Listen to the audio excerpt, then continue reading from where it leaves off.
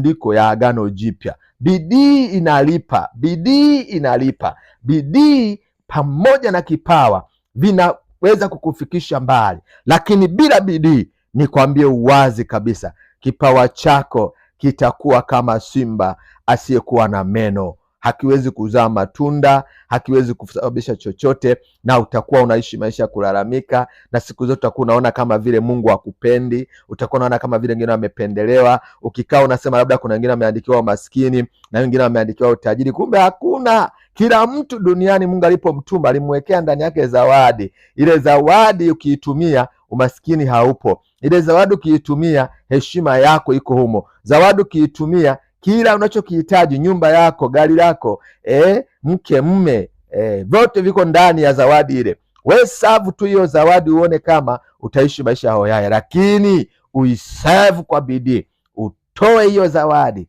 tumika kwa bidii, acha uvivu, acha uzembe. Huo ndo ujumbe wangu leo, na bila shaka ninaamini kwamba umemsaidia mtu, na ninaamini kabisa ukifuatana na mimi katika vipindi vinavyofuata na ukagonga hiyo subscribe hapo kwenye hicho kitufe, ukajisajili kuwa miongoni mwa watu wanaopata message hizi mapema kabisa zinapokuwa zimeachiliwa, na uhakika maisha yako yatakuwa vile ambavyo yamekuwa siku zote, lakini yatabadilika. Na ninakuomba ukisikiliza haya mambo yaingie katika utendaji, alafu baadaye tuje tuongee, uniambie kama hayatakusaidia wewe kuwa na ushawishi na kuwa kiongozi mkubwa katika sayari hii ya Mwenyezi Mungu.